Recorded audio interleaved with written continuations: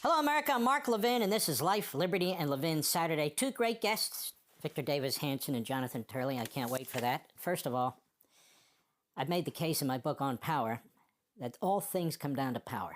Liberty, rights, tyranny, good and evil. All things come down to power, as I explain in this book.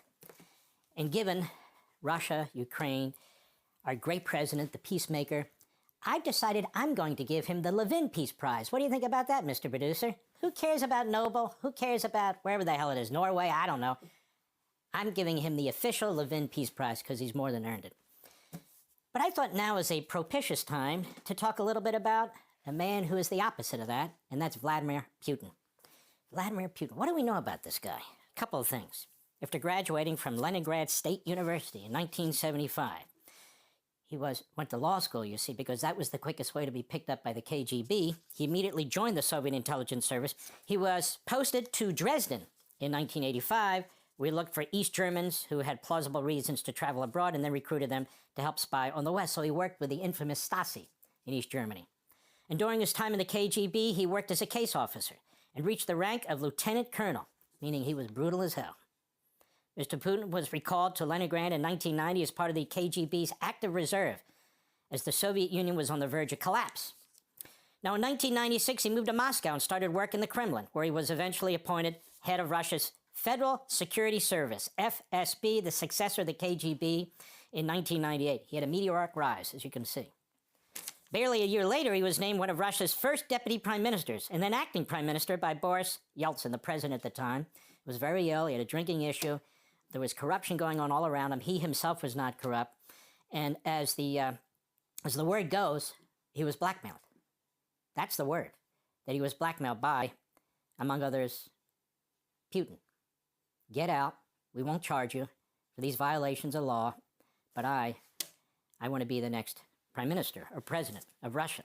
So when President Yeltsin resigned, he was made acting president and officially elected president in March 2000. Now, there's a lot more to say about the man, but I can't spend all day on this, but I want you to have a taste of it. Putin has been, as the BBC reports, in power since 2000, longer than any Kremlin leader since Soviet dictator Joseph Stalin. More than Brezhnev ever was, Khrushchev for sure. He's been in office longer than Joseph Stalin. He's now into his fifth term as president. He's 72 years old. All semblance of opposition to his rule is gone, and there is little to stop him from staying on if he wants until 2036 or beyond. Although he appeared to embrace liberal democratic Russia early on, when the collapse of the Soviet Union occurred, he later described the chaotic collapse of the Soviet Union as the biggest geopolitical catastrophe of the 20th century. And boy, does he want to stay in power. I have a long list, too long to go over. I mean, I would wind up going into Lara Trump show. List of the people who've been assassinated, who've been killed. In fact, the printer was going on so long, I was afraid we'd run out of ink, so I told Mr. Producer, that's enough already. You know, people who just happen to think they're Superman and jump out of the 19th floor of all these high-rises, or they happen to stab themselves in the back and shoot themselves in the back of the head, and their family members too, you know, stuff like that. Or they have poison that only the Kremlin knows how to develop, and we're talking about murdering people in Russia, outside of Russia, it doesn't matter. He has no real opposition left. We're talking about journalists, we're talking about opposition party leaders, we're talking about oligarchs who don't give him, you know, what he wants. Gone.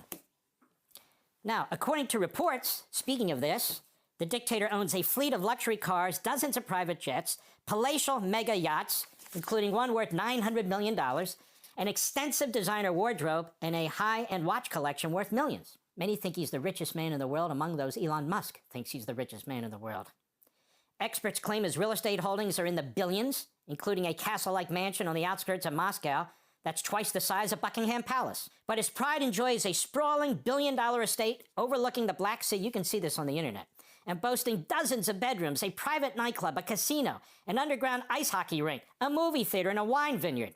The enormous property sits on scores of acres of manicured gardens, has been dubbed Putin's Palace by critics. It's reportedly worth $2.8 billion, but I understand Letitia James says it's worth about $18 million.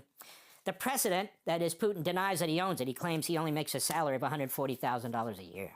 And so he is massively wealthy, massively powerful. He does not suffer any opponents of any kind. I haven't even gotten to the number of military personnel that he has, quote-unquote, disappeared. Any